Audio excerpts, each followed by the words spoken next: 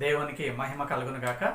మరి యొక్క పరిశుద్ధ ఆదివార దినాన్ని బట్టి ప్రభువును స్తుతిస్తూ చిన్న ప్రార్థన చేసుకొని వాక్య ధ్యానంలోనికి వెళ్దాము.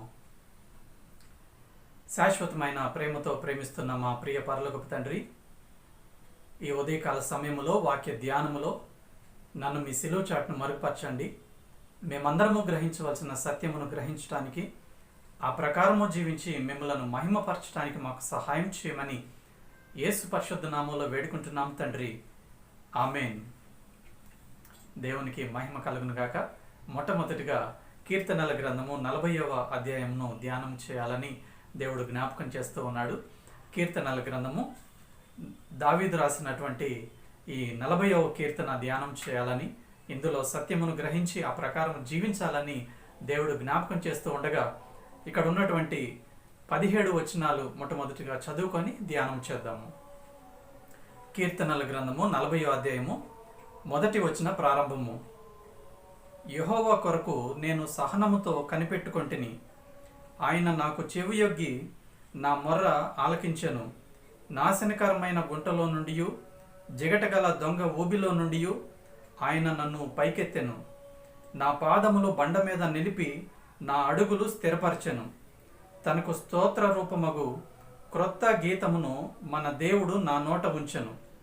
అనేకులు దాన్ని చూచి భయభక్తులు కలిగి యెహోవా యందు నమ్మిక ఉంచెదరు. గర్విష్ఠులనైనను, త్రోవ విడిచి అబద్ధముల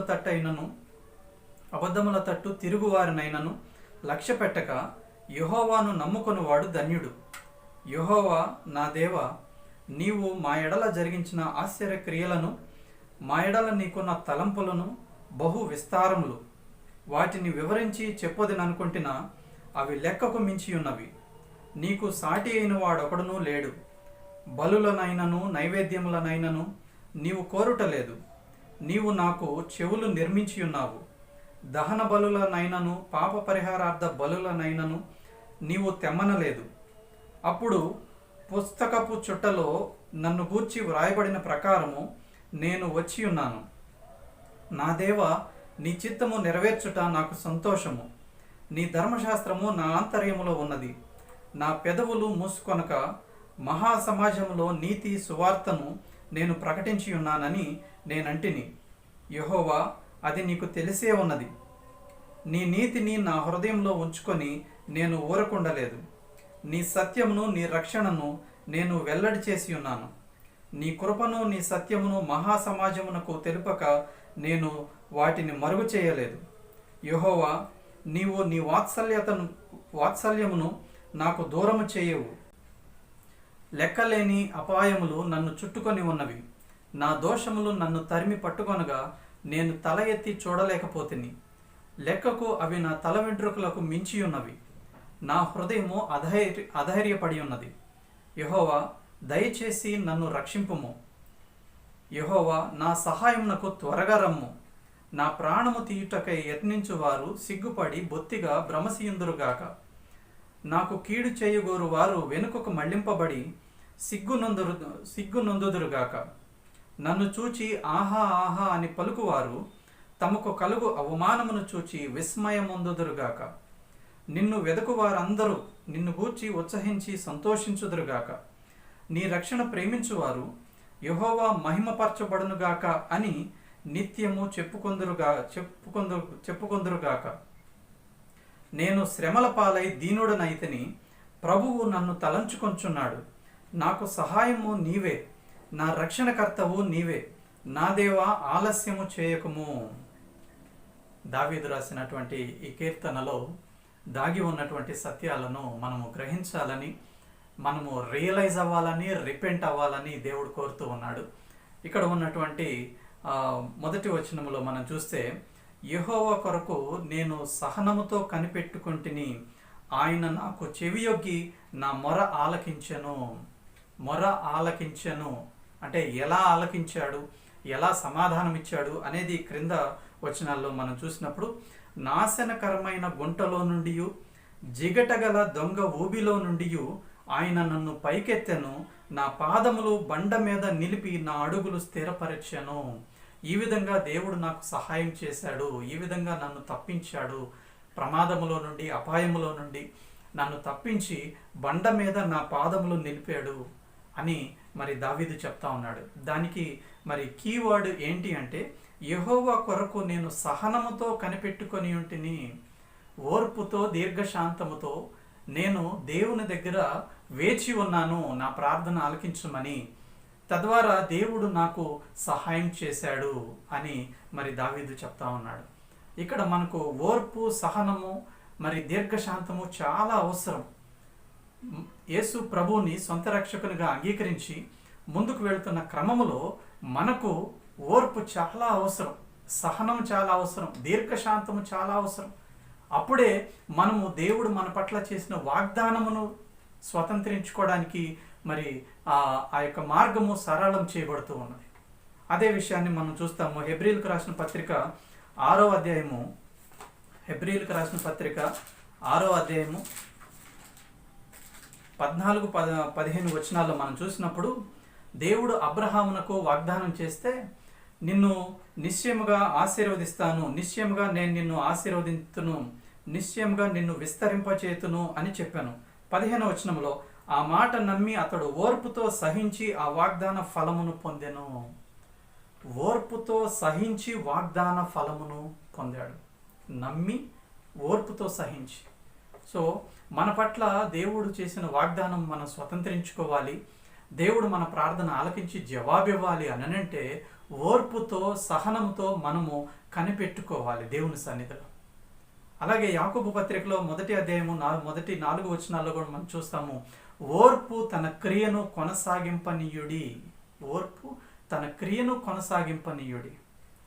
యాకోబు పత్రిక 1వ అధ్యాయం 4వ వచనం.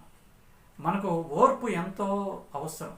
ఇప్పుడున్నటువంటి పరిస్థితుల్లో ఇన్స్టెంట్గా వెంటనే మన ప్రార్థన ఆలకించబడాలి, మనం అడిగింది దేవుడు ఇవ్వాలి అని మనం కోరుకుంటూ ఉన్నాము. ఒకవేళ ఆలస్యమైతే నిట్టూర్పు, ఒకవేళ ఆలస్యమైతే వ్యతిరేకమైన తలంపులు, ఆలస్యమైతే వేరే వేరే మార్గాల్లోకి వెళ్ళిపోవటం, మన శక్తి సామర్థ్యాల మీద ఆధారపడటం, మన సొంత జ్ఞానాన్ని ఆధారంగా చేసుకొని ముందుకు వెళ్ళటం, ఇలాంటి పరిస్థితులు మన జీవితంలో మనం చూస్తూ ఉన్నాం. కానీ ఇక్కడ దావీదు, రాజైన దావీదు, యెహోవా కొరకు నేను సహనంతో కనిపెట్టుకుంటుని, సహనం. ఈ ఉదయకాల సమయంలో ఈ విషయంలో మనం రియలైజ్ అవ్వాలని, రిపెంట్ అవ్వాలని దేవుడు కోరుతా ఉన్నాడు. ఎంతో ఓర్పు, సహనము, దీర్ఘశాంతము మనం కలిగి ఉన్నప్పుడు మనము అడిగినవి దేవుడు ఇస్తాడు. తగిన సమయంలో, తగిన రీతిలో. దానికంటూ ఒక సమయం ఉన్నది, ఒక పద్ధతి ఉన్నది. అప్పుడు మాత్రమే దేవునికి మహిమ, మనకు ఆశీర్వాదం. లేకపోతే మనకు అవసరం తీర్చబడుతుంది కానీ దేవునికి మహిమ రాదు. ఇక్కడ ఇద్దరూ బెనిఫిట్ పొందాలి అని అంటే దేవుని సమయం కొరకు, దేవుని పద్ధతిలో ఆ కార్యము చేసేంత వరకు మనము సహనముతో, ఓర్పుతో కనిపెట్టాలి. అలాగే మనము ఆత్మచేత మనం నడిపింపబడుతూ ఉంటే ఆత్మ యొక్క ఫలములో భాగము సహనము, దీర్ఘశాంతము. అదే గలతీయులకు రాసిన పత్రిక 5వ అధ్యాయము 22వ వచనంలో మనం చూస్తాము. ఆత్మ ఫలము ఏమనగా అని అక్కడ రాసినప్పుడు, అక్కడ చూసినప్పుడు గలతీయులకు రాసిన పత్రిక 5వ అధ్యాయము 22వ వచనంలో, అయితే ఆత్మ ఫలం ఏమనగా ప్రేమ, సంతోషము, సమాధానము, దీర్ఘశాంతము. దేవుని ఆత్మచేత మనము నడిపింపబడుతూ ఉన్నప్పుడు ఓర్పు, సహనము, దీర్ఘశాంతముతో మనము దేవుని దగ్గర కనిపెట్టుకొని ఉంటాము. అప్పుడు మనం ఫలిస్తాము. ఫలించటం అంటే దేవుని మహిమపరుస్తాము. మనకి ఓర్పు, సహనము, దీర్ఘశాంతము ఇవి లేవనుకోండి, మనం త్వరపడిపోతూ ఉంటాం, మన సొంత మార్గాల్లో వెళ్ళిపోతూ ఉంటాం. దేవుడు మన కొరకు సిద్ధపరిచిన ఆ ఆశీర్వాదమును మనం కోల్పోతాం. మెటీరియల్ బ్లెస్సింగ్స్ కొన్ని మనం పొందుకోవచ్చు కానీ అవి శాశ్వతంగా నిలబడవు, అవి దేవునికి మహిమ తీసుకొని రావు. మనకి కూడా అవి తర్వాత మరి వ్యతిరేకంగా అవి మరి రూపు తాలుస్తాయి. కాబట్టి ఇక్కడ మనకు జ్ఞాపకం చేస్తూ ఉన్నాడు, మనము సహనముతో కనిపెట్టుకొని ఉండాలి. యెహోవా కొరకు నేను సహనముతో కనిపెట్టుకుంటుని అని దావీదు మనకు జ్ఞాపకం చేస్తూ ఉన్నాడు. అలాగే మనము సహనముతో కనిపెట్టుకొని ఉంటే ఇంకొక ఆలోచన ఏంటంటే, సామెతల గ్రంథము 25వ అధ్యాయము, సామెతల గ్రంథము 25వ అధ్యాయము 15వ వచనము, దీర్ఘశాంతము చేత న్యాయాధిపతిని ఒప్పించవచ్చును. దీర్ఘశాంతము చేత న్యాయాధిపతిని ఒప్పించవచ్చును. మనం ఎప్పుడైతే సహనంతో దేవుని దగ్గర కనిపెట్టుకొని ఉంటామో దేవుడు మనకు సహాయం చేస్తాడు, తప్పకుండా సహాయం చేస్తాడు. మనము ఈ కాలములో సహనముతో మరి ఓర్పుతో దీర్ఘశాంతంతో దేవుని దగ్గర మనం కనిపెట్టుకొని ఉండే ఈ కాలములో మన ప్రాధాన్యతలు, మన ప్రయారిటీస్ మారిపోతూ ఉంటాయి. గతంలో మన ప్రార్థనా రిక్వెస్ట్లు ఒక 10 ఉంటే మొదటి స్థానం ఇచ్చినది ఇప్పుడు 4వ స్థానానికి రావచ్చు, 5వ స్థానంలో ఇచ్చింది 2వ స్థానంలోనికి రావచ్చు. ఈ సమయం గడుస్తున్న కొలది ప్రయారిటీస్ మారిపోతాయి, ప్రాధాన్యతలు మారిపోతాయి. ఏది విలువైందో దాన్ని మొదటగా పెట్టుకుంటాం. దేవుని మనస్సు మనకి వస్తుంది, దేవుని మనస్సు బయలుపరచబడుతుంది, దేవుని ఆలోచనలు బయలుపరచబడతాయి, మన ప్రార్థన ఆలోచనలు మారతాయి సహనంతో కనిపెట్టుకొని ఉన్నప్పుడు. ఇక్కడ ఒకవేళ మనం దీర్ఘశాంతంగాని కలిగి ఉన్నామంటే న్యాయాధిపతిని సైతము మనము ఒప్పించవచ్చు అని మరి వాక్యంలో సెలవిస్తూ ఉన్నది. కాబట్టి మనము దేవుని దగ్గర విశ్వాసంలో ముందుకు వెళుతున్నప్పుడు మనకు సహనము కావాలి, ఓర్పు కావాలి, దీర్ఘశాంతము కావాలి. ఎందుకు ఆలస్యం చేస్తున్నాడో అర్థం చేసుకునే మనసు మనం కలిగి ఉండాలి.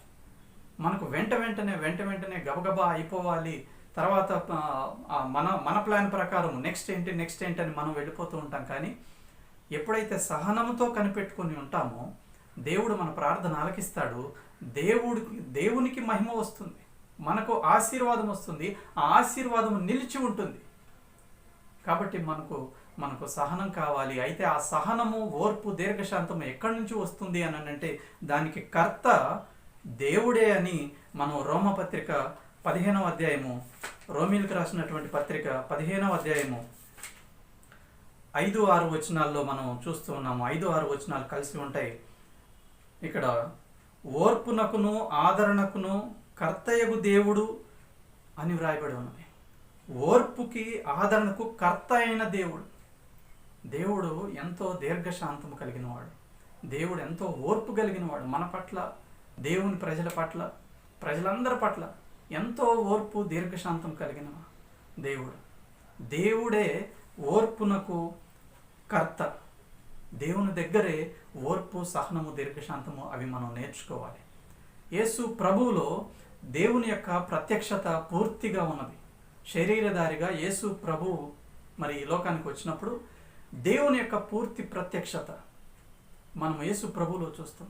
ఎంత ఓపికగా, ఎంత సహనంతో అక్కడ చుట్టూ ఉన్నటువంటి ప్రజలు కావచ్చు, కుటుంబ సభ్యులు కావచ్చు, లేకపోతే దేవుని యొక్క చిత్తం చేసే విషయంలో ఎంతో ఓపిక, ఎంతో సహనం యేసు ప్రభువులో మనం చూడొచ్చు. అదే ఇక్కడ మాట్లాడుతూ ఉన్నారు, ఓర్పునకు ఆదరణకు కర్త అయిన దేవుడు. కాబట్టి ఇక్కడ మొట్టమొదటి వచనంలో మనం చూస్తూ ఉన్నాము, యెహోవా కొరకు నేను సహనముతో కనిపెట్టుకొంటిని, ఆయన నాకు చెవియొగ్గి నా మొర ఆలకించెను. దేవుడు మన మొరలు ఆలకిస్తాడు. మన అవసరము యొక్క లోతు తెలిసినవాడు దేవునికి సమస్తము తెలుసు. ఎప్పుడు, ఏ సమయంలో, ఏ విధంగా మన అవసరం తీర్చాలో దేవునికి తెలుసు. అయితే మనము దేవుని దగ్గర సహనముతో కనిపెట్టుకొని ఉంటే దేవుని ఆశీర్వాదం మనం చూస్తాము, దేవుని నడిపింపు చూస్తాము. తద్వారా ఆ ఆశీర్వాదం నిలబడిపోతుంది, తద్వారా దేవునికి మహిమ వస్తుంది. అదే ఇక్కడ దావీదు మరి చెప్తూ ఉన్నాడు, నాశనకరమైన గుంటలో నుండి, జిగటగల దొంగ ఊబిలో నుండి ఆయన నన్ను పైకెత్తెను, నా పాదములు బండ మీద నిలిపి నా అడుగులు స్థిరపరిచెను. ఎప్పుడైతే దావీదు ప్రార్థన ఆలకించబడిందో దావీదు తన యొక్క హృదయము కృతజ్ఞతతో నిండిపోయి ఉన్నది. అందుకే క్రొత్త గీతము పాడుతూ ఉన్నాడు. ఇక్కడ చూడండి 3వ వచనము, తనకు స్తోత్ర రూపమగు క్రొత్త గీతమును మన దేవుడు నా నోట ఉంచెను. ఎంతో సహనంతో కనిపెట్టుకొని ఉన్నాడు. తర్వాత దేవుడు తనను విడిపించాడు. విడిపించిన దాన్ని బట్టి దేవుణ్ణి స్తుతిస్తూ క్రొత్త గీతము మరి దేవుడు తన నోట్లో ఉంచాడని చెప్తూ ఉన్నాడు. దాని తర్వాత దాని యొక్క ఎఫెక్ట్ ఎలా ఉందంటే, దాని యొక్క ప్రభావం ఎలా ఉందంటే, అనేకులు దాన్ని చూచి భయభక్తులు కలిగి యెహోవా యందు నమ్మిక ఉంచెదరు. నా జీవితంలో జరిగినటువంటి ఈ విడుదల, ఎప్పుడైతే నేను సహనంతో కనిపెట్టుకొని ఉన్నానో, నా జీవితంలో జరిగిన ఈ విడుదల ఇవి చూసినప్పుడు, వేరే వారు చూసినప్పుడు వారు కూడా దేవుని యందు నమ్మిక ఉంచడానికి మరి ఈ యొక్క క్రియ దోహదపడుతుంది. వారు కూడా అనేకులు దాన్ని చూచి భయభక్తులు కలిగి యెహోవా యందు నమ్మిక ఉంచెదరు అని దావీదు అంటున్నాడు. ఈ యొక్క విడుదలలో తన గొప్పతనం చూపించుకోవట్లేదు, కానీ దేవుణ్ణి మహిమపరిచే ప్రయత్నం చేస్తూ ఉన్నాడు. దేవుణ్ణి చూపిస్తూ ఉన్నాడు. నాకు విడుదల ఇచ్చినది, నా శ్రమల్లో నుంచి, నా ఇరుకు ఇబ్బందుల్లో నుంచి, నా ప్రార్థన ఆలకించి నాకు సహాయం చేసింది దేవుడైన యెహోవాయే అని చెప్తూ అనేకులు దేవుని యందు నమ్మిక ఉంచడానికి తను కారణమవుతూ ఉన్నాడు. తన యొక్క పేరుని మరి హెచ్చించుకునే ప్రయత్నం చేయట్లేదు. మనం కూడా ఇక్కడ ఎప్పుడైతే మనం ప్రార్థన చేస్తామో, మన యొక్క అవసరాల గురించి మనం ఎప్పుడైతే విడిపింపబడతామో, దేవుడు ఆలకించి సహాయం చేస్తాడో, మనము దేవుని మహిమపరిచే రీతిలో అనేకులు దేవుని తట్టు నమ్మిక ఉంచేటట్లు మన సాక్షి జీవితం ఉండాలి. నేను సాధించాను, నా నమ్మకం వలన దేవుడు నాకు సహాయం చేశాడు నేను అనేది కాదు. ఇక్కడ దావీదు అదే చేస్తూ ఉన్నాడు. దేవుణ్ణి చూపిస్తున్నాడు. అనేకులు దేవుని యందు నమ్మిక ఉంచేటట్లు తన యొక్క సాక్ష్యాన్ని మరి ఇతరులతో పంచుకున్నట్లుగా చూస్తూ ఉన్నాం. ఇక్కడ 4వ వచనము, గర్విష్ఠులనైనను త్రోవ విడిచి అబద్ధముల తట్టు తిరుగు వారినైనను లక్ష్య పెట్టక యెహోవాను నమ్ముకొనివాడు ధన్యుడు. తను పొందిన అనుభవంలో నుండి ఒక జనరల్ స్టేట్మెంట్ చెప్తా ఉన్నాడు. గర్వంతో ఉన్న వారినైనాను కానీ, అబద్ధాల తట్టు తిరిగే వారినైనా కానీ, వారి వైపు కానీ చూసి వారిని నమ్ముకోకుండా యెహోవాను నమ్ముకునేవాడు ధన్యుడు. వాడు విడిపింపబడతాడు. సరి అయిన సమయంలో అతనికి సహాయం దొరుకుతుంది. అతని పక్షాన దేవుడు ఉంటాడు. ఎందుకంటే దేవుని మీద ఆధారపడ్డాడు కాబట్టి, దేవుణ్ణే నమ్ముకున్నాడు కాబట్టి, తన సొంత శక్తి సామర్థ్యాలు కానీ, తన జ్ఞానము కానీ, తనకు వేరే వారు ఇచ్చినటువంటి సలహాల మీద ఆధారపడలేదు. దేవుని మీదే ఆధారపడ్డాడు కాబట్టి వాడు ధన్యుడు. దేవుడు అతన్ని విడిపిస్తాడు అని మరి దావీదు చెప్తా ఉన్నాడు. అలాగే గతంలో జరిగిన విషయాల గురించి కూడా జ్ఞాపకం చేసుకుంటూ ఉన్నాడు. యెహోవా నా దేవా, నీవు మా ఎడల జరిగించిన ఆశ్చర్యక్రియలను, మా ఎడల నీకున్న తలంపులను బహు విస్తారములు. గతంలో ఎన్నో ఆశ్చర్యక్రియలు, అద్భుత కార్యాలు దావీదు తన జీవితంలో చూశాడు. వాటిని జ్ఞాపకం చేసుకుంటూ మా ఎడల నీకున్న తలంపులు కూడా బహు విస్తారములు, ఎంతో గొప్పవి, ఎంతో ఆ ప్రణాళిక, ఆ ప్లాన్ ఎంతో గొప్పవని దేవునికి కృతజ్ఞతాస్తుతులు చెల్లిస్తూ మాట్లాడుతూ ఉన్నాడు. వాటిని వివరించి చెప్పొదని అనుకుంటున్నా అవి లెక్కకు మించి ఉన్నవి. నీకు సాటి అయిన వాడు ఒకడునూ లేడు అని దావీదు మాట్లాడుతున్నాడు. ఒకవేళ దావీదు సొంత మార్గంలో కానీ వెళ్ళినట్లయితే ఎలాగ మాట్లాడేవాడు కాదు, దేవుని స్తుతించేవాడు కాదు. సొంత మార్గాల్లో వెళ్ళినట్లయితే దేవుని చిత్తమును చేసేవాడు కాదు, దేవుని మహిమపరిచేవాడు కాదు, దేవుని ప్రణాళికను కోల్పోయేవాడు. అయితే ఎప్పుడైతే దావీదు సహనంతో కనిపెట్టుకొని ఉన్నాడో, దేవుడు దావీదు మొర ఆలకించి సహాయం చేశాడు, విడుదలిచ్చాడు. దాన్ని బట్టి దేవుణ్ణి స్తుతిస్తూ ఉన్నాడు దావీదు. ఒకవేళ సొంత మార్గాల్లో వెళ్తే నేను దారి తప్పిపోయేవాడిని, దేవుని ప్రణాళికలో నుంచి బయటికి వెళ్ళిపోయేవాడిని, ఆశీర్వాదం కోల్పోయేవాడిని అని తనెంతో రియలైజ్ అవుతూ దేవుని స్తుతిస్తూ ఉన్నాడు. క్రొత్త గీతంతో స్తుతిస్తూ ఉన్నాడు. గతంలో మరి దావీదు పట్ల చేసినటువంటి అద్భుత ఆశ్చర్యక్రియలను కూడా జ్ఞాపకం చేసుకుంటూ, తర్వాత 6వ వచనము, బలులనైనను నైవేద్యములనైనను నీవు కోరటలేదు, నీవు నాకు చెవులు నిర్మించి ఉన్నావు, దహన బలులను పాప పరిహారార్థ బలునైనను నీవు తెమ్మనలేదు. అప్పుడు పుస్తకపు చుట్టలో నన్ను గూర్చి వ్రాయబడిన ప్రకారము నేను వచ్చి ఉన్నాను.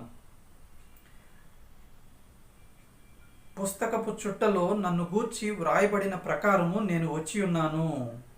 నీ ఆలోచన ప్రకారము, నీ ప్రణాళిక ప్రకారము ఈ లోకానికి ఒక ఉద్దేశంతో నేను వచ్చాను అని దావీదు రియలైజ్ అవుతూ ఉన్నాడు, రిపెంట్ అవుతూ ఉన్నాడు. ఇక్కడ క్రింద 8వ వచనం చూస్తే, నా దేవా, నీ చిత్తము నెరవేర్చుట నాకు సంతోషము, నీ ధర్మశాస్త్రము నా ఆంతర్యంలో ఉన్నది అని అంటూ ఉన్నాడు. ఒక ప్రణాళికతో, ఒక ఆలోచనతో ఈ లోకానికి నన్ను నీవు పంపించావు. నీ చిత్తము, ఏ ఉద్దేశంతో నన్ను ఈ లోకానికి పంపించావో ఆ ఉద్దేశము చేయడము నాకెంతో సంతోషము. అందుకే నీ ధర్మశాస్త్రము నా ఆంతర్యములో ఉన్నది అని మాట్లాడుతూ ఉన్నాడు. అలాంటి మాటలే మనం కూడా మాట్లాడుతూ ఉన్నామా? రియలైజ్ అవుతున్నామా? రిపెంట్ అవుతున్నామా? దేవుడు అద్భుత కార్యాలు, ఆశ్చర్య క్రియలు మన జీవితంలో చేస్తూ ఉన్నాడు.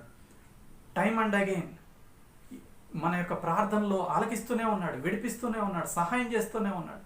మనము రియలైజ్ అవుతున్నామా? గత వారం కూడా చూసాము, 39వ అధ్యాయంలో కూడా తన పాపములు తన పాపములే కారణమయ్యాయి తన యొక్క శ్రమలకు. ఆ తర్వాత జీవితము ఉద్దేశం ఏంటి, జీవిత విలువ ఏంటి అని తను రియలైజ్ అవుతూ ఉన్నాడు, రిపెంట్ అవుతున్నాడు. ఇక్కడ కూడా దావీదు అదే పని చేస్తూ ఉన్నాడు. నా దేవా, నీ చిత్తము నెరవేర్చుట నాకు సంతోషము, నీ ధర్మశాస్త్రము నా ఆంతర్యములో ఉన్నది. మనము ఎన్నో విషయాలు దేవుని దగ్గర నుంచి పొందుకుంటూ ఉన్నాము. దేవుడు ఎన్నోసార్లు మనకు సహాయం చేస్తున్నాడు. అయితే దేవునికి మన పట్ల కలిగి ఉన్నటువంటి ఉద్దేశమును మనము కనుగొని అందులో నడిచే ప్రయత్నం మనం చేస్తూ ఉన్నామా? ఇక్కడైతే ఆ విషయం చేసే విషయంలో దావీదు ఎంతో ఆనందిస్తున్నాను అని చెప్తా ఉన్నాడు. తర్వాత 9-10 వచనాలు చూస్తే, నా పెదవులు మూసుకొనక మహా సమాజములో నీతి సువార్తను నేను ప్రకటించి ఉన్నానని నేను అంటిని. యెహోవా, అది నీకు తెలిసే ఉన్నది. నీ నీతిని నా హృదయంలో ఉంచుకొని నేను ఊరకుండలేదు. నీ సత్యమును నీ రక్షణను నేను వెల్లడి చేసి ఉన్నాను. నీ కృపను నీ సత్యమును మహాసమాజమునకు తెలుపక నేను వాటికి మరుగు చేయలేదు. తన హృదయములో దేవుని యొక్క నీతి, ధర్మశాస్త్రము, సత్యము, దేవుని యొక్క రక్షణ, దేవుని యొక్క కృపను ఉంచుకుంటూ తన నోటితో దేవుని యొక్క నీతిని, రక్షణను, సత్యమును బయలుపరుస్తూ ఉన్నాడు, మాట్లాడుతూ ఉన్నాడు. అంతకుముందు మనం పోయిన వారం చూసినప్పుడు దుష్టులు మరి భక్తిహీనులు, మొదటి వచనంలో భక్తిహీనులు నా ఎదుట ఉన్నప్పుడు నా నోటికి చిక్కము ఉంచుకొందును అనుకుంటుని అంటూ ఉన్నాడు. అయితే ఇక్కడ నోరు తెరిసిన ప్రతిసారి దేవుని నీతి, దేవుని సత్యము, దేవుని రక్షణ, దేవుని గొప్పతనము, దేవుని మహిమనే మరి తను ప్రకటన చేస్తూ ఉన్నాడు. మహాసమాజంలో రాజైన దావీదు దేవుని కృపలను తాను పొందుకున్నటువంటి విషయాలను ప్రకటిస్తూ ఉన్నాడు. ఒకవేళ నోరు తెరిస్తే దేవుణ్ణి మహిమపరిచే రీతిలో మాట్లాడుతూ ఉన్నాడు. ఏదైనా పొరపాటు జరుగుతుంది నా నోటి ద్వారా అన్నప్పుడు, భక్తిహీనులు ఉన్నప్పుడు తన నోటిని మూసుకునే ప్రయత్నం చేస్తూ ఉన్నాడు. ఈ ఆలోచన మనం కలిగి ఉండాలి. మన మాట ఉప్పు వేసినట్లు ఉండాలి. మన మాట వేరే వారికి వెలుగు చూపించేదిగా ఉండాలి, మార్గం చూపించేదిగా ఉండాలి. ఆ మార్గంలో వారు దేవుని మహిమపరిచేదిగా ఉండాలి. ఈ విషయాలు మనము రియలైజ్ అవ్వాలని దేవుడు కోరుతూ ఉన్నాడు. నీ వాత్సల్యము నాకు దూరము చేయవు, కృపా సత్యాలు నన్ను కాపాడుతాయి అనేటువంటి ఒక నమ్మకము, ఒక విశ్వాసమును వ్యక్తపరుస్తూ ఉన్నాడు రాజైన దావీదు. తన విషమించిన పరిస్థితుల్లో సహనముతో కనిపెట్టుకొని ఉన్నాడు. విడిపించాడు దేవుడు. దేవుణ్ణే స్తుతిస్తూ ఉన్నాడు, దేవుణ్ణే మహిమపరుస్తూ ఉన్నాడు. ఈ లోకానికి ఒక ఉద్దేశంతో వచ్చాడని, దేవుడు తనను ఒక ఉద్దేశంతో పంపించాడని, ఆ ఉద్దేశము నెరవేర్పులో తను సంతోషిస్తున్నానని మరి తను మాట్లాడుతున్నాడు. ఈ విధమైనటువంటి ఆలోచనలు మనం కలిగి ఉండాలని దేవుడు ఈ ఉదయకాల సమయంలో జ్ఞాపకం చేస్తూ ఉన్నాడు. 12వ వచనం చూస్తే, లెక్కలేని అపాయములు నన్ను చుట్టుకొని ఉన్నవి, నా దోషములు నన్ను తరిమి పట్టుకొనగా నేను తల ఎత్తి చూడలేకపోతిని. లెక్కకు అవి నా తల వెంట్రుకలను మించి ఉన్నవి, నా హృదయము అధైర్యపడి ఉన్నది. ఇక తన ప్రతి పాపమును ఒప్పుకుంటూ ఉన్నాడు దేవుని సన్నిధిలో. గతంలో విడిపించిన విధానం బట్టి దేవునికి కృతజ్ఞతాస్తుతులు చెల్లిస్తూ ఉన్నాడు. ఏదైనా తన చేతనైతే అది ఏ క్రియ అయినా చేసి తన క్రియలలో, తన మాటల్లో అది దేవుణ్ణి మహిమపరిచే రీతిగా తను ఉంటూ ఉన్నాడు. తర్వాత వచ్చేటప్పటికి తన పాపముల విషయమై మరి రియలైజ్ అవుతూ ఉన్నాడు, రిపెంట్ అవుతూ ఉన్నాడు, తను పశ్చాత్తాపడుతూ ఉన్నాడు, మారు మనసు పొందుతూ ఉన్నాడు. లెక్కలేని అపాయములు నన్ను చుట్టుకొని ఉన్నవి, ఎన్నో ప్రమాదాలు, ఎన్నో ఇరుగు ఇబ్బందుల్లో నేను ఉన్నాను. ఎందుకు అనంటే నా దోషములే కారణం, నా దోషములు నన్ను తరిమి పట్టుకొనగా నేను తల ఎత్తి చూడలేకపోతుని. నా యొక్క పాపము, నా అవిధేయత, నా సొంత మార్గాల్లో నేను తీసుకున్న నిర్ణయాలు, దానిని బట్టే ఇవన్నీ నా చుట్టూ ఉన్నటువంటి విషమించిన పరిస్థితులు అని యథార్థంగా తగ్గించుకొని ఒప్పుకుంటూ ఉన్నాడు దేవుని సన్నిధిలో. లెక్కకు అవి నా తల వెంట్రుకలకు మించినవి. సమస్యలు అధికంగా ఉన్నాయి, పాపములు అధికంగా ఉన్నాయి. కాబట్టి నా ధైర్యము చెడిపోయింది, నా హృదయంలో ధైర్యం లేదు. దేవుని సన్నిధిలో ఉన్నప్పుడు, దేవుని ఆత్మచేత నడిపింపబడుతూ ఉన్నప్పుడు, ఈవెన్ యెషయా కూడా, ప్రవక్త అయినటువంటి యెషయా కూడా 6వ అధ్యాయంలో 5వ వచనంలో, నేను అపవిత్రమైన పెదవులు కలవాడను, అపవిత్రమైన పెదవులు కలిగినటువంటి జనుల మధ్య ఉన్నాను, అయ్యో నేను నశించితని అని దేవుని సన్నిధిలో, దేవుని ఎదుట ఉన్నప్పుడు, దేవుని ఆత్మ నడిపింపులో తన యథార్థ స్థితిని ఒప్పుకుంటూ ఉన్నాడు. ఇక్కడ కూడా దావీదు అదే చెప్తా ఉన్నాడు, నేను నా దోషములే, నా పాపములే ఈ యొక్క వ్యతిరేకమైన పరిస్థితులకు కారణం. ఎవరిని నిందించాల్సిన పని లేదు. పరిస్థితులను కానీ, వ్యక్తులను కానీ, అపవాదిని కానీ, చివరికి దేవుణ్ణి కానీ ఎవరిని ఏమన్నా అనాల్సిన పని లేదు. నా దోషములు, నా అతిక్రమ క్రియలు, నా యొక్క నిర్ణయాలు, నా జ్ఞానం మీద ఆధారపడి, నా అనుభవం మీద ఆధారపడి, నాకు ఇచ్చిన సలహాలను బట్టి, వాటి మీద ఆధారపడి నేను తీసుకున్నటువంటి నిర్ణయాలే నా తప్పులు అని తను ఎంతగానో ఒప్పుకుంటూ ఉన్నాడు. దీనివల్ల నా హృదయం చెడిపోయింది, నా పాపములు బహు విస్తారములు అంటూ ఉన్నాడు. తల వెంట్రుకలకు మించినవి అంటూ ఉన్నాడు. మనము దేవుని సన్నిధిలో ఇలాగా మనం రియలైజ్ అవుతూ ఉన్నామా? నేనే పాపం చేయట్లేదు అనేటువంటి ఆలోచన మనం కలిగి ఉంటాం, కానీ నిజంగా ఆత్మ నడిపింపులో ఇలాంటి మాటలే పలుకుతాం. ఒకవేళ ఆత్మచేత మనం కానీ నడిపింపబడితే ఇలాంటి మాటలే పలుకుతాం. భక్తులందరూ ఇలాంటి మాటలే పలికారు.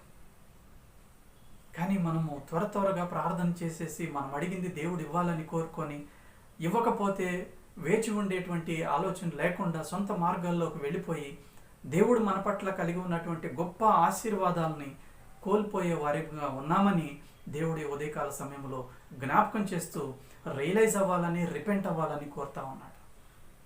ఇక్కడ చూస్తే దావీదు మరి ప్రార్థన చేస్తూ ఉన్నాడు. 13వ వచనంలో, దేవా దయచేసి నన్ను రక్షింపుము, యెహోవా నా సహాయమునకు త్వరగా రమ్ము. త్వరగా వస్తాడు. ఎందుకంటే దావీదులో తగ్గింపు ఉంది, యథార్థత ఉన్నది. ఎవరిని నిందించట్లేదు, తన పరిస్థితులకు తనే కారణమని చెప్తా ఉన్నాడు. ఇలాంటి వ్యక్తుల విషయంలో దేవుడు త్వరగా స్పందిస్తాడు. ఇలాంటి హృదయం కలిగి ఉండాలని దేవుడు కోరుతా ఉన్నాడు. ఈ ఉదయకాల సమయంలో మనము ఆలోచన చేయాలి. ఎవరెవరినో నిందించటం కాదు, అపవాదిని కానీ, ఒకవేళ దేవుణ్ణి కానీ, పరిస్థితులను కానీ, వేరే వాళ్ళతో పోల్చుకొని అసూయ కానీ, ఇలాంటి ఆలోచనలు పెట్టుకుంటే దేవుడు మన ప్రార్థన ఆలకించడు. నా పరిస్థితులకు నేనే కారణం అని దావీదు ఎంతగానో తగ్గించుకొని చెప్తా ఉన్నాడు. నా దోషములు నన్ను తరింపట్టుకుంటా ఉన్నాయి, అవి తల ఎత్తి చూడలేనంతగా ఉంటా ఉన్నాయి.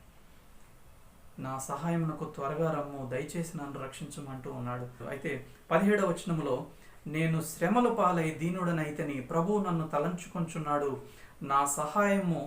నాకు సహాయము నీవే, నా రక్షణకర్తవు నీవే, నా దేవా ఆలస్యము చేయకము. ఇక్కడ ఒక ప్రాముఖ్యమైన మాట అంటూ ఉన్నాడు, నేను శ్రమల పాలై దీనుడనైతిని. శ్రమలలో ప్రార్థన ఆలస్యమైంది, ప్రార్థన ఆన్సర్ చేయబడటం ఆలస్యమైన ఆ కాలంలో, శ్రమలలో, ఇరుకు ఇబ్బందుల్లో తను ఏమి నేర్చుకున్నాడంటే తను తాను తగ్గించుకోవడం నేర్చుకున్నాడు. తను యథార్థంగా ఉండటం నేర్చుకున్నాడు. దేవుని యొక్క గొప్ప ఆలోచన ఏంటో తెలుసుకున్నాడు. దేవుని యొక్క శక్తి సామర్థ్యాలు తెలుసుకుంటూ ఉన్నాడు.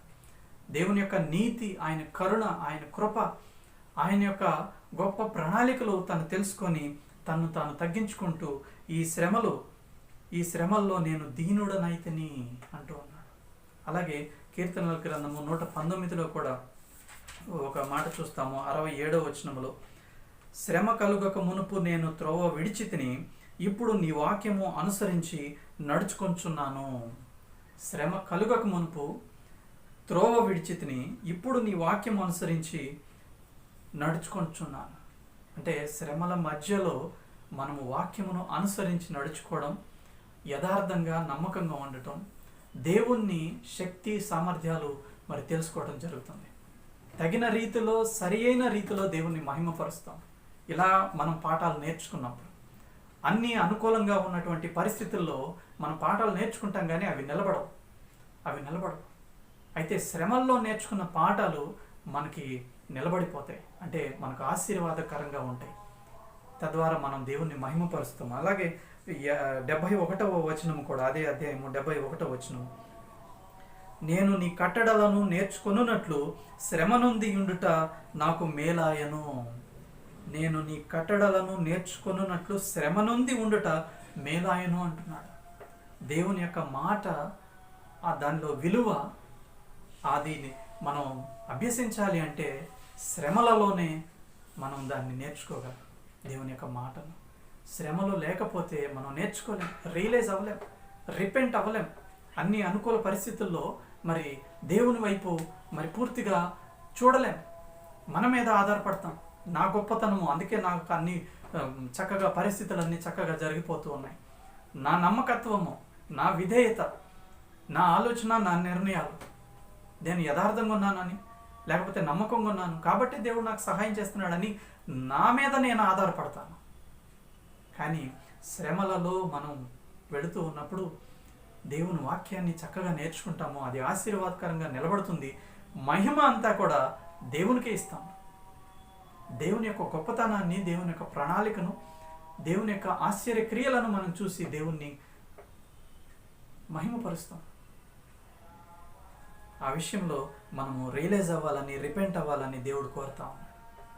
ఇక్కడ దావీదు మరి 40వ కీర్తనలో ఎన్నో విషయాలు, ఎన్నో సత్యాలు మరి దాగి ఉన్న ఈ కీర్తనలో మనము సహనంతో కనిపెట్టుకొని ఉంటున్నామా? దేవుణ్ణే మహిమపరుస్తూ ఉన్నామా? మన జీవితంలో జరిగేవి సాక్ష్యార్థమై ఇతరులు దేవుణ్ణి నమ్మేవిగా మనము తీసుకెళ్తున్నామా వాటిని? లేకపోతే మనం మాట్లాడితే దేవుని సత్యము, దేవుని కృప, దేవుని రక్షణ, దేవుని నీతిని, దేవుని ధర్మశాస్త్రమును మాట్లాడే వారంగానే ఉంటున్నామా? ఇతరులకు మరి మార్గము సరళం చేసే రీతిలో. లేకపోతే ఇంకొక ఆలోచన, దేవుని చిత్తమును నెరవేర్చడం, దేవుని యొక్క ఉద్దేశమును నెరవేర్చడం, ఆ ఆలోచన ఏమన్నా కలిగి ఉన్నామా? ఎంతసేపు మన యొక్క శ్రమలు దేవుడు ఇవ్వలేదు, ఇచ్చాడు, ఈ ఆలోచనలన్నీ కాదు. దేవుడు ఒక ఉద్దేశముతో మనల్ని ఈ లోకానికి పంపించి ఉండగా ఆ ఉద్దేశము నెరవేర్చి మనము దేవుని సన్నిధికి వెళ్ళినప్పుడు దేవునికి మహిమ, మనకు ఆశీర్వాదం. దేవుని ఉద్దేశమును నెరవేర్చకుండా ఒకవేళ చివరిలో రిపెంట్ అయ్యి ప్రభు సన్నిధికి వెళ్తే అది మనకు మాత్రమే ఆనందం, కానీ దేవునికి మహిమ కాదు. అయితే మన సంతోషము దేవుని సంతోషంలో వెతుక్కోవాలి. మన పట్ల దేవుడు సంతోషంగా ఉంటే మనం సంతోషంగా ఉన్నట్లే. అది నిజమైన ఆశీర్వాదము, ఎన్నటన్నిటికీ నిలిచిపోయే ఆశీర్వాదం. కాబట్టి ఈ రీతిగా దావీదు ఆలోచించిన రీతిగా, దావీదు తీసుకున్నటువంటి స్టెప్స్ ఏవైతే ఉన్నాయో, ఏవైతే రియలైజ్ అయ్యాడో, రిపెంట్ అయ్యాడో, ఆ రీతిగా ఉండాలని దేవుడు కోరుతూ ఉన్నాడు. మరి ఈ మాటలను మనం హృదయంలోనికి తీసుకుందాము, లక్ష్యం ఉంచుదాము. మరి వీటిలో మరి ఎన్నో సత్యాలు దాగి ఉండగా మరలా ధ్యానం చేస్తూ, వాటికి విధేయత చూపిస్తూ మన యొక్క జీవితాన్ని ప్రభువుకి మహిమార్థమై మార్చుకొని ముందుకు కొనసాగుదాము. మరి 2వ సెషన్లోకి వెళ్ళినప్పుడు కొరింథీయులకు రాసినటువంటి మొదటి పత్రిక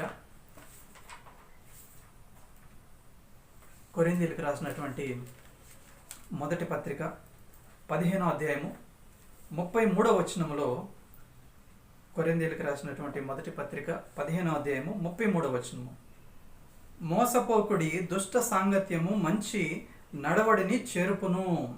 అపోస్తలుడైనటువంటి పౌలు కొరింథీయులకి రాసినటువంటి మొదటి పత్రిక 15వ అధ్యాయం 33వ వచనములో దుష్ట సాంగత్యము మంచి నడవడిని చేరుపును అని మాట్లాడుతూ ఉన్నాడు.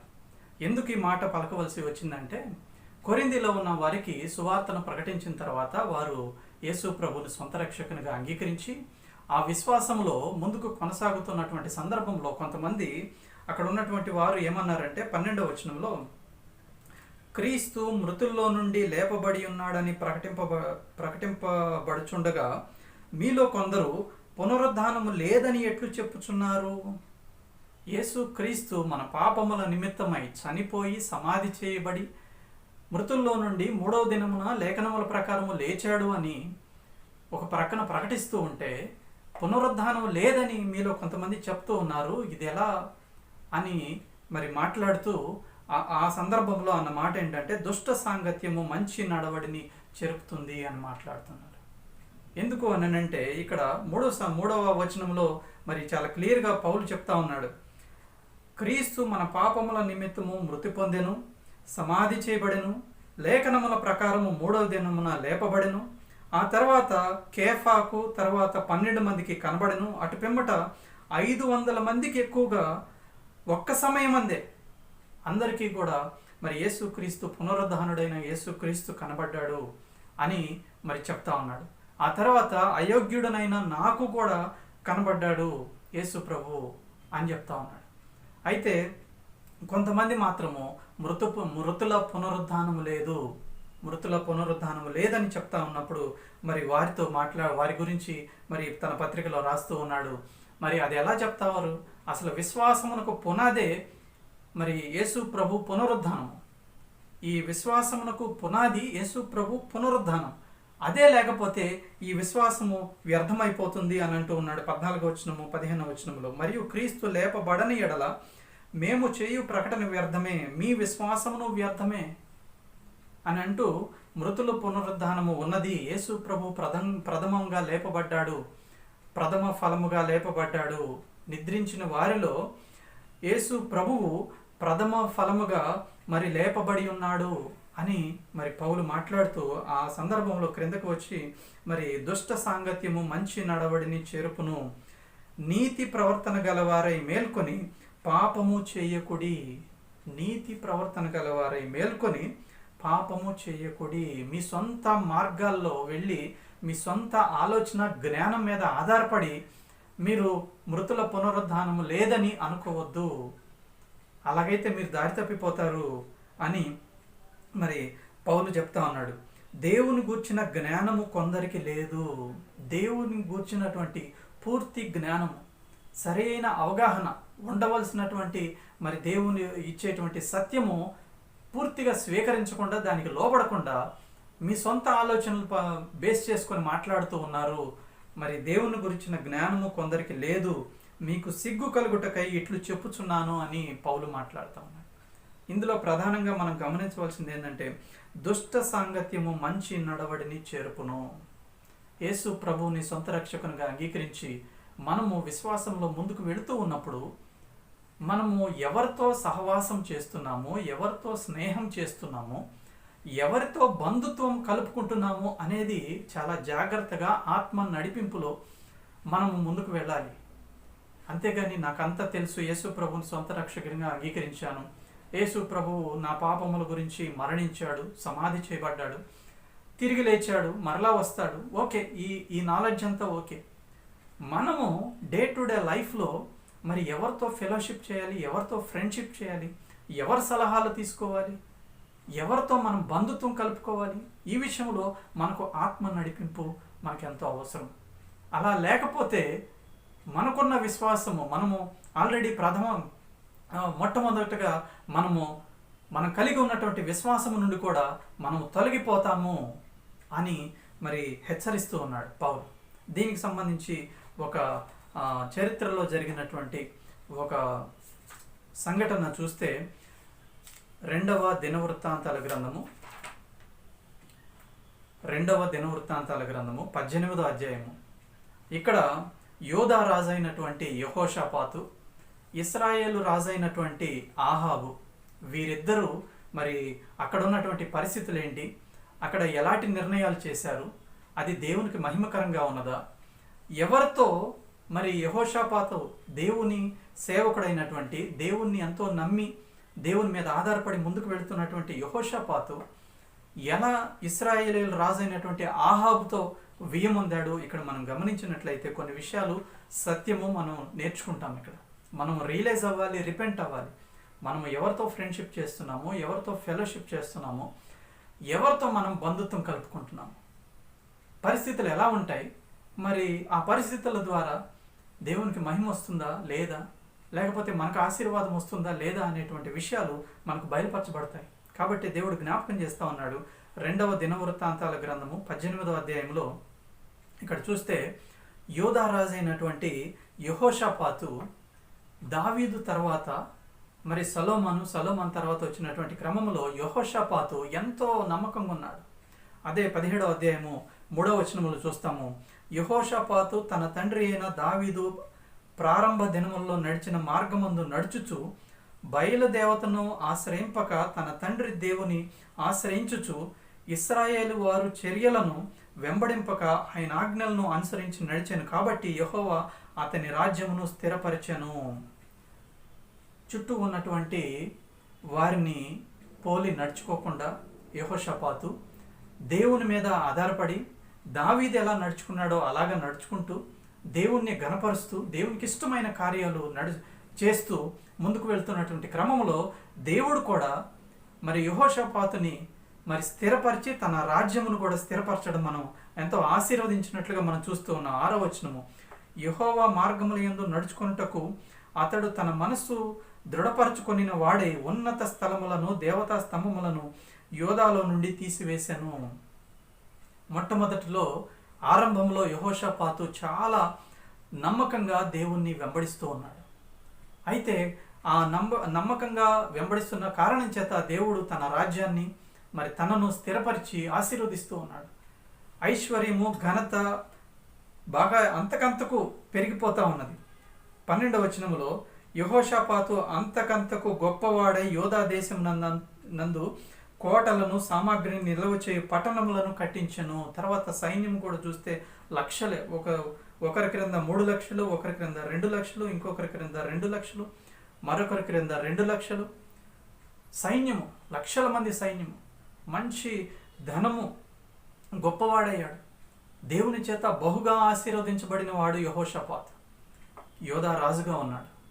అయితే ఆహాబుతో వియ్యమొందాడు. 18వ అధ్యాయం 1వ వచనము, తనకు ఐశ్వర్యమును ఘనతయు అధికముగా కలిగిన తర్వాత యెహోషాపాతు ఆహాబుతో వియ్యమొంది. ఆహాబు ఎవరు అంటే ఇశ్రాయేలు రాజైనటువంటి ఆహాబు. మరి ఈజీగా మనకు గుర్తు రావాలి అని అంటే ఆహాబు భార్య యెజబేలు మరి బయలు దేవతను ఆరాధిస్తూ బయలు ప్రవక్తలను పోషిస్తూ దేవుని ప్రవక్తలను హింసించేవారుగా ఉన్నారు వారు. ఆహాబు భార్య యెజబేలు వీరిద్దరు కూడా యెహోవా ప్రవక్తలను హింసించేవారు. యెహోవాను ఏమాత్రము లక్ష్య పెట్టేవారు కాదు, ఘనపరిచేవారు కాదు. వారితో యెహోషాపాతు వియ్యమొందాడు. అంటే ఇక్కడ యెహోషాపాతు కుమారుడు ఆహాబు కుమార్తెకు వివాహం జరిగింది. తద్వారా వీరిద్దరూ మరి వియ్యంకులయ్యారు, బంధుత్వం కలుపుకున్నారు, బంధువులయ్యారు ఇక్కడ. అయితే కొన్ని సంవత్సరాల తర్వాత ఇశ్రాయేల్ రాజు అయినటువంటి ఆహాబు యుద్ధానికి బయలుదేరుతా ఉన్నాడు రామోత్ గిలాదు మీదకి. అదే సమయంలో యోధా రాజు అయినటువంటి యెహోషాపాతు కూడా మరి ఆహాబు దగ్గరికి వెళ్తాడు. అదే సమయంలో అనుకోకుండా వెళ్తాడు.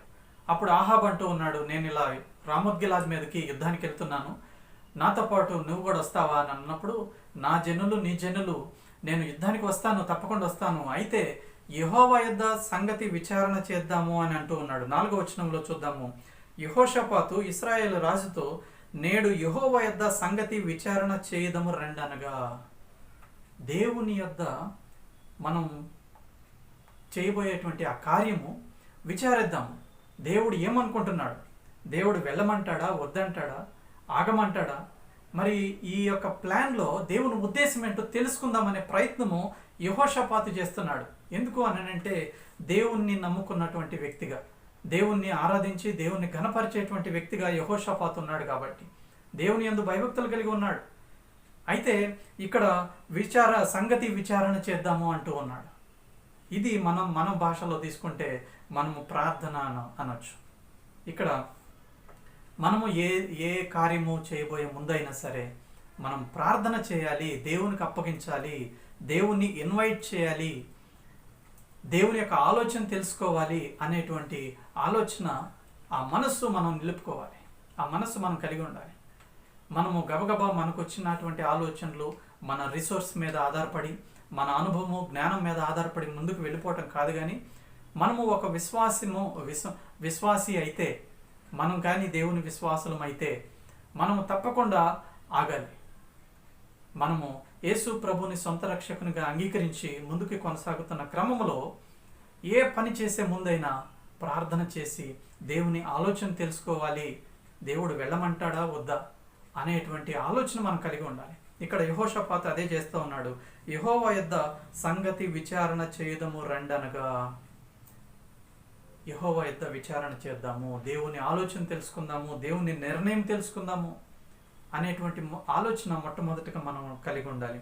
రెండవది, ఇశ్రాయేలు రాజు 400 మంది ప్రవక్తలను సమకూర్చి రామోత్గిలాది మీదకి యుద్ధమునకు పోదునా మానదుమా అని అడిగినప్పుడు అందుకు వారు, పొమ్ము, దేవుడు రాజు చేతికి దాన్ని అప్పగించునని చెప్పిరి.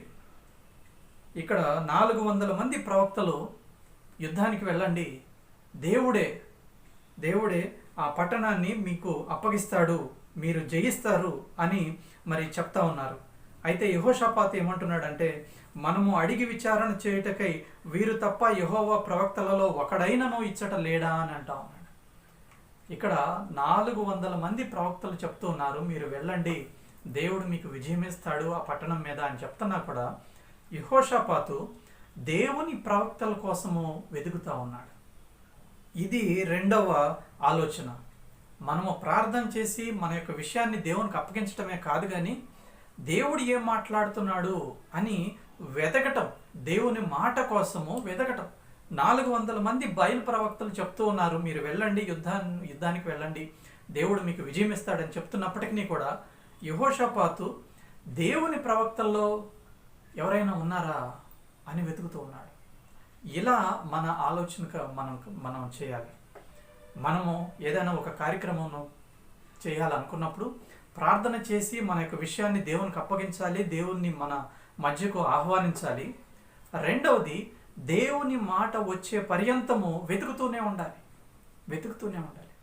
మనం ప్రార్థన చేసి మొదలు పెట్టేయటం కాదు, ప్రార్థన చేసి వెంటనే మొదలు పెట్టడం కాదు, ప్రార్థన చేసి దేవుడు మాట్లాడే పర్యంతము మనం వేచి ఉండి ఆ మాటను ముందుకు తీసుకొని వెళ్ళాలి అనే ఆలోచన మనం కలిగి ఉండాలి.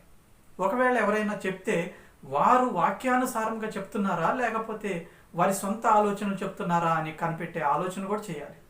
ఎందుకు అని అంటే ఇక్కడ 400 మంది ప్రవక్తలు చెప్తా ఉన్నారు, కానీ యెహోషాపాతు వాళ్ళందరినీ పక్కన పెట్టేశారు. యెహోవా ప్రవక్తలలో ఒకడైనను ఇచ్చట లేడా అని అడుగుతూ ఉన్నాడు. ఇలా మనం రెండవ స్టెప్ కూడా మనం కలిగి ఉండాలి. మొదటిది ప్రార్థన చేయాలి, దేవునికి అప్పగించాలి. రెండవది దేవుని ఆలోచన వచ్చే పర్యంతము వెతుకుతూనే ఉండాలి. మూడవది చూసినప్పుడు 7వ వచనము, ఇశ్రాయేలు రాజు ఏమంటున్నాడంటే, యెహోవా యొద్ద విచారణ చేయుటకు ఇమ్లా కుమారుడైన మీకాయ అను ఒకడు ఇచ్చట ఉన్నాడు.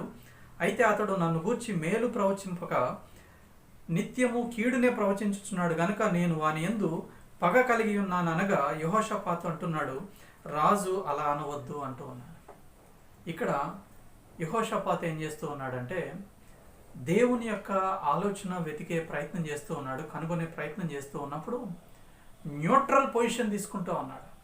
అయితే ఆహాబ్ ఏం చేస్తూ ఉన్నాడంటే ఎవరైతే తనకు వ్యతిరేకంగా ప్రవచిస్తూ ఉన్నారో, కీడును ప్రవచిస్తూ ఉన్నారో వాళ్ళని దూరంగా పెట్టే ప్రయత్నం చేస్తున్నాడు.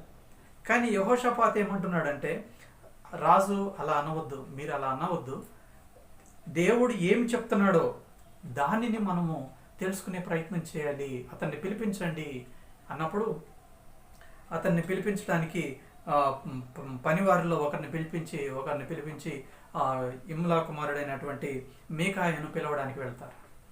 ఇక్కడ 3వ పాయింట్కి మనం నేర్చుకోవాల్సింది ఏంటంటే, దేవుని యొక్క ఆలోచన వెతికేటప్పుడు మనం న్యూట్రల్ పొజిషన్లో ఉండాలి. మనము ఎప్పుడు మనం కోరుకున్నదే దేవుడు చెప్తాడనే ఆలోచనలో ఉండకూడదు. మనము కోరుకున్నదే, మనం ఇష్టపడిందే దేవుడు చెప్తాడు, చెప్పాలి అనే ఆలోచన మనం అనుకోకూడదు. దేవుడు మనసులో ఏమున్నది, దేవుడు తన మనసులో ఏమున్నది అది తెలుసుకునే ప్రయత్నం కోసము మనం న్యూట్రల్గా ఉండాలి. మన అనుభవము, మన అభిప్రాయాలు ప్రక్కన పెట్టాలి. మనం ఎప్పుడు పాజిటివ్నే కోరుకుంటూ మన సొంత అభిప్రాయాన్ని దేవుని మీద రుద్దే ప్రయత్నం చేస్తాం.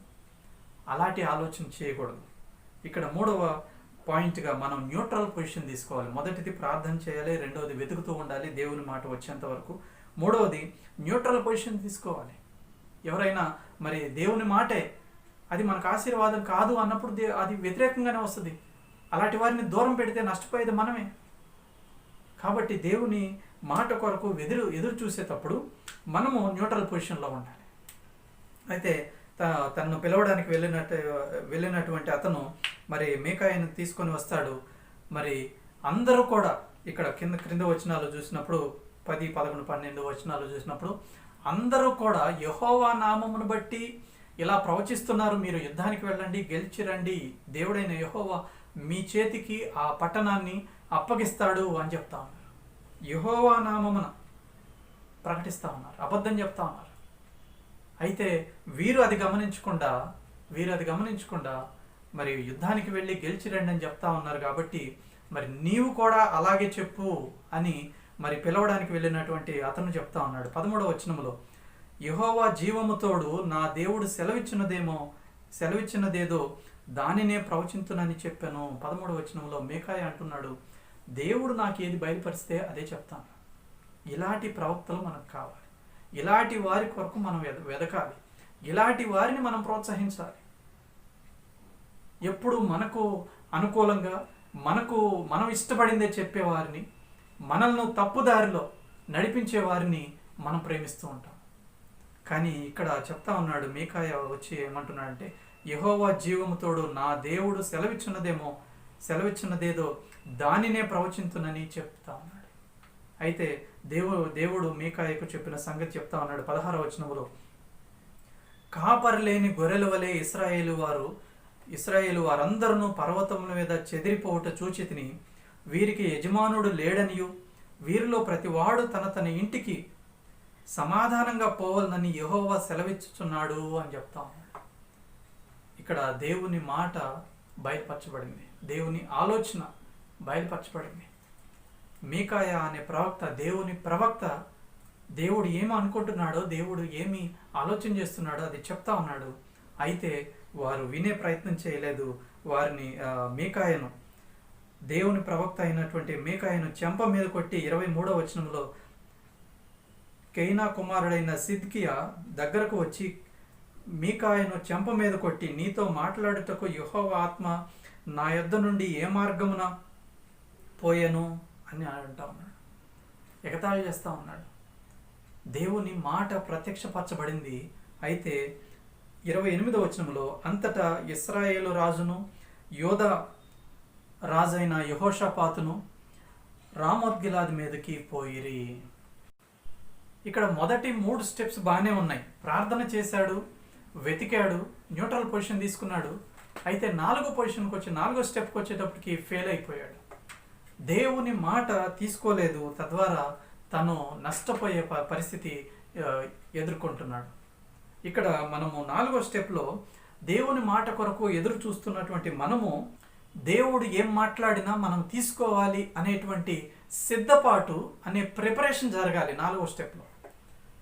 అలా కాకుండా కేవలము ప్రార్థన చేయటము, ఏదో ఒకట్లే తెలుసుకోవడము, దేవుని మాట తీసుకుంటే తీసుకున్నాము లేకపోతే లేదు అనే ఆలోచన కాకుండా, దేవుని మాట కొరకు ఎదురు చూస్తున్నటువంటి క్రమంలో మనల్ని మనం సిద్ధపరచుకోవాలి. ఇక్కడ యెహోషాపాతుకి దేవుని ఆలోచన బయలుపరచబడింది. అయినా పెడచెవిని పెట్టి తను ఆహాబుతో ముందుకు వెళ్ళిపోయినట్లుగా చూస్తూ ఉన్నాం. అందుకే గమనించాలి, ఎవరితో స్నేహం చేస్తున్నామో, ఎవరితో సహవాసం చేస్తున్నామో, ఎవరితో బంధుత్వం కలుపుకుంటున్నామో, దట్ ఈస్ మోస్ట్ ఇంపార్టెంట్. అది చాలా ప్రాముఖ్యమైనది ఆలోచన. మనము ఇష్టానుసారంగా నిర్ణయాలు చేస్తే ఎన్నో ప్రమాదాలు కొని తెచ్చుకున్న వారం అవుతాం. ఇక్కడ యెహోషాపాతు ఆహాబుతో వియ్యముందే అవసరమే లేదు. ఆహాబు తన భార్య అయినటువంటి యెజబెల్తో కలిసి దేవుణ్ణి వ్యతిరేకించేవారు. వారితో యెహోషాపాతు వియ్యముందాడు. తద్వారా యెహోషాపాతు ఆహాబు మాట వినే మొహమాటానికి కావచ్చు, మరొకటి కావచ్చు, తను ఆహాబు మాటకు విధేయత చూపించాడే కానీ దేవుని మాటకు విధేయత చూపించలా. అంత ప్రభావము మరి మనము వేరే వారితో, దేవుని ఎరగని వారితో మరి సహవాసములో ఒకవేళ ముందుకు కొనసాగుతుంటే, స్నేహం చేస్తూ ఉంటే, లేకపోతే బంధుత్వం కలుపుకుంటే అంత ప్రభావం మన మీద ఉంటుంది.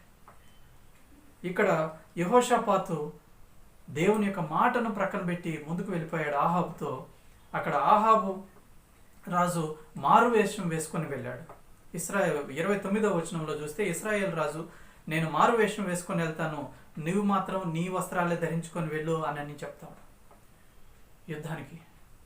అక్కడ యుద్ధము స్టార్ట్ అయింది. వెంటనే యెహోషాపాతు చుట్టూ సైనికులు చుట్టుముట్టారు.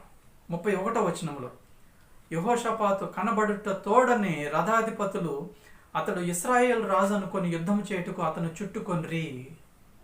చూడండి ఎంత ప్రమాదంలో పడిపోయాడు యెహోషాపాతు. దేవుని మాట బయలుపరచబడింది, కానీ దాన్ని పెడచెవిని పెట్టి ముందుకు కొనసాగినప్పుడు ప్రమాదం కొని తెచ్చుకున్నాడు. ఇంకా సైనికులందరూ చుట్టుముట్టారు. అయితే వెంటనే రియలైజ్ అయ్యాడు, పశ్చాత్తాపడ్డాడు, మారు మనసు పొందుతా ఉన్నాడు. దేవా నన్ను క్షమించండి, తండ్రి నన్ను క్షమించండి. అక్కడ ప్రార్థన చేసినట్టుగా చూస్తూ ఉన్నాము. 31వ వచనములో, యెహోషాపాతు మొరపెట్టినందున యెహోవా అతనికి సహాయము చేసెను. యెహోషాపాతు మొరపెట్టాడు, నా తప్పు నేను ఒప్పుకుంటున్నాను, నేను పొరపాటు చేశాను, తప్పు చేశాను, ఆహాబుతో కలిసి యుద్ధానికి వచ్చాను, నీ చిత్తము బయలుపరచబడింది, అయినా కూడా నేను పెడచెవిని పెట్టాను, అవిధేయత చూపించాను అని తన తప్పును ఒప్పుకొని మొరపెట్టగానే వెంటనే దేవుడు సహాయం చేశాడు. వెంటనే దేవుడు అతని యుద్ధ నుండి వారిని తొలగిపోనట్లుగా చేశాను. రథాధిపతులు ఇతను ఇశ్రాయేలు రాజు కాడని అతన్ని తరుముట మానిరి. వెంటనే వారందరూ కూడా ఆపత్కాలములో దేవుడు నమ్ముకొనదగిన సహాయకుడు. అదే మనం చూస్తాము కీర్తనల గ్రంథము 46 1వ వచనము. దేవుడు మనకు ఆశ్రయమును దుర్గమునై ఉన్నాడు, ఆపత్కాలములో ఆయన నమ్ముకొనదగిన సహాయకుడు. వెంటనే సహాయం చేస్తాడు. పరిస్థితిని బట్టి, మన యొక్క యథార్థతను బట్టి, మన యొక్క మారు మనసు పశ్చాత్తాపాన్ని బట్టి దేవుడు వెంటనే సహాయం చేస్తాడు. ఇక్కడ అలాగే యెహోషాపాతుకు వెంటనే సహాయం చేశాడు. ఆ సైనికులందరూ కూడా ఇతడు ఇశ్రాయేల్ రాజు కాదు అని యెహోషాపాతును విడిచిపెట్టి వెళ్ళిపోయారు. ఆ యుద్ధంలో మరి ఇశ్రాయేల్ రాజు అయినటువంటి ఆహాబుకి అనుకోకుండా, మరి గురి చూడకుండానే 33వ వచనములో, అప్పుడు ఒకడు గురి చూడకయే తన వింటిని ఎక్కుపెట్టి ఇశ్రాయేల్ రాజు అతని కవచపు బందుల సందున కొట్టగా అతడుకు గాయము తగిలింది.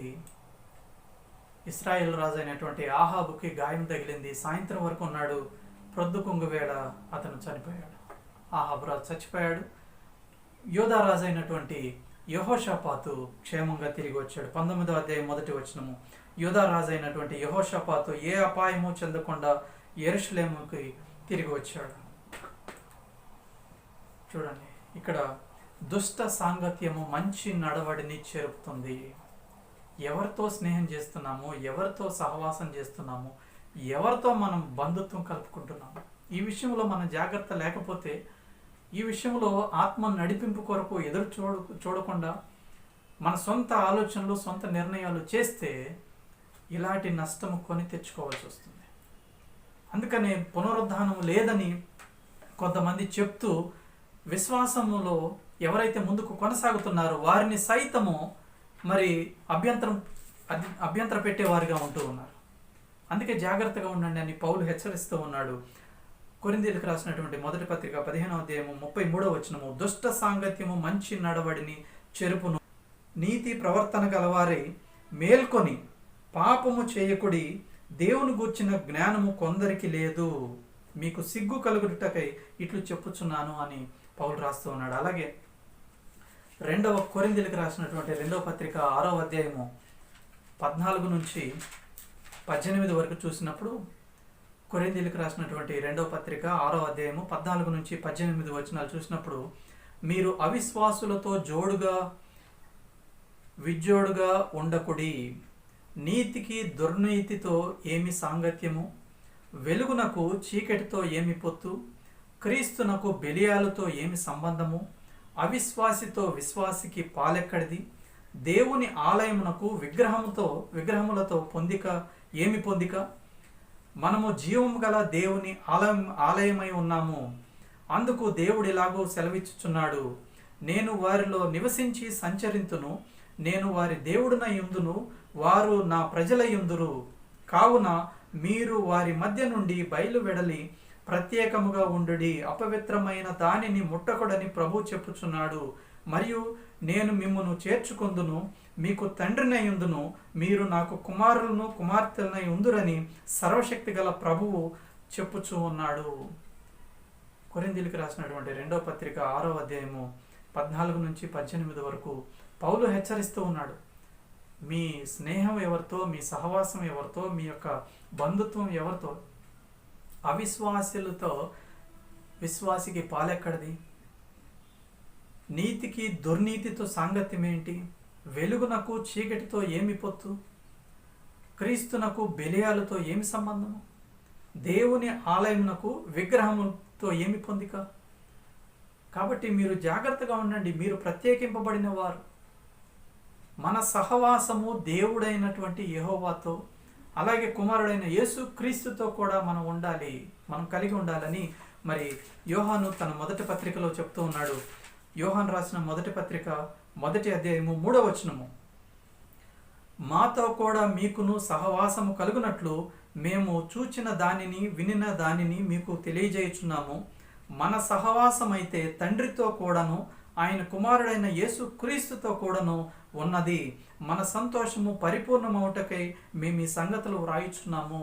మన సహవాసము తండ్రి అయిన దేవునితో, కుమారుడైన యేసు క్రీస్తుతో.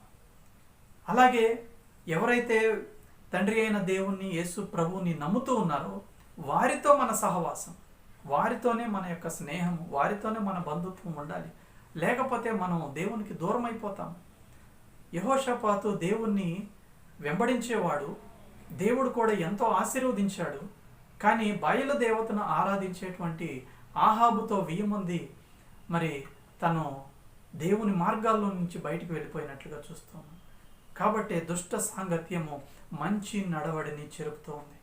కాబట్టి మనం ఈ విషయంలో మనము రియలైజ్ అవ్వాలి, రిపెంట్ అవ్వాలని దేవుడు కోరుతూ ఉన్నాడు. కాబట్టి ఈ విషయాల గురించి మనం ఆలోచన చేస్తూ దేవునికి అప్పగించుకుందాము.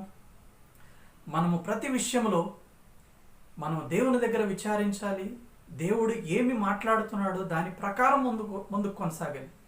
లెట్ గాడ్ డిసైడ్ అని, లెట్ హిమ్ టేక్ డెసిషన్ అనే ఆలోచన ఒక విశ్వాసిగా మనకు ఉండాలి.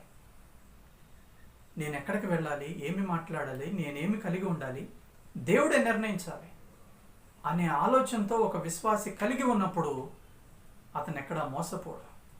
అందుకే పౌలు మాట్లాడుతూ ఉన్నాడు, మోసపోకుడి, మోసపోకుడి, దుష్ట సాంగత్యము మంచి నడవడిని చేరుపుతుంది. ఈ యొక్క హెచ్చరికలు మనం లక్ష్యం ఉంచుతాము, హృదయంలోనికి తీసుకుందాము, వాటి ప్రకారం జీవిద్దాము. ప్రభువే మనకు సహాయం చేస్తాడు. మనము మనుషుల మీద ఆధారపడని అవసరం లేదు, మనుషుల వైపు చూడని అవసరం లేదు, మన రిసోర్సెస్ మీద ఆధారపడాల్సిన అవసరం లేదు, మన జ్ఞానము మన అనుభవం మీద ఆధారపడాల్సిన అవసరం లేదు. విశ్వాసమునకు కర్తయో దానిని కొనసాగించువాడైన యేసు వైపు చూచినప్పుడు తండ్రి అయిన దేవుడు మనలో కలిగి ఉన్నటువంటి ఆ ప్రణాళిక మనము సక్సెస్ఫుల్గా ఇన్ టైంలో పూర్తి చేసి తండ్రిని మహిమపరిచి మనము ఆశీర్వాదం పొందుకొని దేవుడుండే స్థలానికి మనం వెళ్తాం. లేకపోతే మనము మధ్యలోనే మన యాత్రను ముగించవలసి వస్తుంది. చివరి నిమిషంలో యెహోషాపాతు రియలైజ్ అయ్యాడు కాబట్టి సరిపోయింది. ఆ అవకాశము లేకపోతే, యెహోషాపాతు చుట్టూ సైనికులు ఉన్నారు, ఆ అవకాశంకు ప్రార్థన చేసే అవకాశం కూడా లేకపోతే దేవునికి దూరం అయిపోయేవాడు. కాబట్టి దేవుడు హెచ్చరిస్తూ ఉండగా ఈ మాటలను హృదయంలోనికి తీసుకొని దేవుని వైపు చూద్దాము. దేవునికి మన మీద మనకున్న నిర్ణయాధికారాన్ని దేవునికి అప్పగించుకుందాము. మన పట్ల దేవునికి ఉన్నతమైన ఆలోచనలు ఉన్నాయి. అదే దావీదు కీర్తనలో కూడా అదే మనం గమనించాము. మీ తలంపులు ఎంతో ఉన్నతమైనవి, ఎన్నో ఆశ్చర్య కార్యాలు చేస్తారు. ఉన్నతమైన పిలుపు, ఉన్నతమైన ప్రణాళికలో మనల్ని దేవుడు నడిపించాలని కోరుతూ ఉంటుండగా మనల్ని మనం తిరిగి దేవునికి అప్పగించుకుందాము. మరి యెహోషాపాతు మరి ఏ స్టెప్స్ అయితే తీసుకున్నాడో ఆ స్టెప్స్లో ఇంకా మనం కరెక్ట్ చేసుకోవాల్సినవి ఏమున్నాయో అవి చూసుకొని ముందుకు వెళ్ళినప్పుడు మనం ఆశీర్వదించబడతాము. అప్పుడు దేవునికి మహిమ. చిన్న ప్రార్థన చేసుకుందాం. శాశ్వతమైన ప్రేమతో ప్రేమిస్తున్న మా ప్రియ పరలోకపు తండ్రి, ఈ ఉదయకాల సమయంలో ప్రభువా, మరి దావీదు జీవితంలో దావీదు ఎంతో సహనము కలిగి తను ఆశీర్వాదం పొందుకున్నట్లుగా మేము చూసాము. అలాగే మోసపోకుడి, దుష్ట సాంగత్యము మంచి నడవడిని చెరుపుతుంది అని పౌలు హెచ్చరించినటువంటి మాటను కూడా మేము ధ్యానం చేయడానికి మీరు కృప చూపించారు ప్రభువా. యోధారాజు అయినటువంటి యెహోషాపాతు మీరు ఎంతగానో ఆశీర్వదించారు. అయితే బయలుదేవతను ఆరాధించేటువంటి ఆహాబుతో వియముంది. దుష్ట సాంగత్యము చేసి బంధుత్వం కలుపుకొని ఎంతో ప్రమాదాన్ని కొని తెచ్చుకున్న ఆ సంఘటనను మా ముందు ఉంచి ఎంతో హెచ్చరిక మాకు ఇచ్చారు. ప్రేమించి మీరు హెచ్చరిస్తూ ఉండగా పాఠాలు నేర్చుకొని సరిచేసుకొని మారు మనసు అనుభవంలో మేము ముందుకు కొనసాగటానికి మాకు సహాయం చేయమని, సరి అయిన సిద్ధపాటు, సరి అయినటువంటి మెలకువ కలిగి మీ కొరకు ఎదురు చూచేటువంటి బిడలముగా మేము ఉండటానికి మాకు సహాయం చేయమని మమ్మల్ని మీ చేతులకు అప్పగించుకుంటూ యేసు పరిశుద్ధ నామములో వేడుకుంటున్నాం తండ్రి. ఆమేన్.